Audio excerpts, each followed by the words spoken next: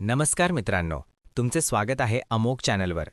April 2026 हा वृश्चिक राशीच्या मित्रांसाठी साधा महिना नाही.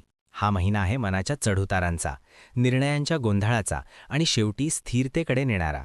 सुरुवातीला तुम्हाला वाटेल की सगळं तुमच्या हातात आहे, पण अचानक सगळं निसटतंय असंही वाटू शकतं. पण इथेच खरा खेळ आहे.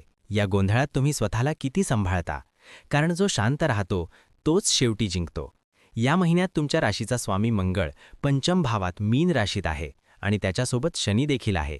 त्यामुळे मनात विचारांची गर्दी होईल. कधी अति आत्मविश्वास तर कधी अचानक शंका निर्माण होईल. एक वेळ वाटेल की तुम्ही योग्य निर्णय घेतला आहे आणि काही क्षणातच त्याच निर्णयाबद्दल संभ्रम निर्माण होईल. त्यामुळे या महिन्यातील सर्वात मोठं आव्हान आहे स्वतःचं मन. आरोग्याच्या बाबतीत मोठा धोका नाही, पण पचनाशी संबंधित त्रास वारंवार होऊ शकतो. कारण पंचम भावाचा स्वामी बृहस्पती अष्टम भावात मिथुन राशीत आहे. यामुळे ॲसिडिटी, पोट बिघडणं, अनियमित आहारामुळे त्रास किंवा बाहेरचं खाल्ल्यावर लगेच परिणाम दिसू शकतो. विशेषतः हवामान बदल किंवा प्रवासात काळजी घ्या. शक्यतो बाहेरचं खाणं टाळा. पण लक्षात ठेवा, खरा प्रश्न शरीराचा नाही तर मनाचा आहे. शनी आणि मंगळ यांच्या प्रभावामुळे मन स्थिर राहणार नाही. कधी अभ्यासात किंवा कामात फोकस राहील तर कधी पूर्ण विचलित व्हाल. त्यामुळे या महिन्यात एकच दिशा निवडा आणि त्यावर ठाम राहा, नाहीतर गोंधळ वाढत जाईल. लव्ह लाईफमध्ये छोट्या छोट्या गोष्टींवरून वाद होण्याची शक्यता आहे. पंचम भावात मंगळ आणि शनी असल्यामुळे तुमच्यात डॉमिनेटिंग किंवा ॲग्रेसिव्ह वागणूक दिसू शकते आणि समोरचाही तितकाच प्रतिक्रिया देऊ शकतो. जर इथे तुम्ही रागावर नियंत्रण ठेवलं नाही तर नात्यात अंतर निर्माण होऊ शकतं. पण शांत राहिलात तर हेच नातं अधिक मजबूत होईल. वैवाहिक जीवन सुरुवातीला थोडं चढ-उतार दाखवेल, पण 19 एप्रिलनंतर शुक्र सप्तम भावात वृषभ राशीत प्रवेश करतो आणि नात्यात गोडवा वाढतो. पार्टनरसोबत नवीन प्लॅनिंग, एकत्र निर्णय आणि सकारात्मक बदल दिसू लागतात.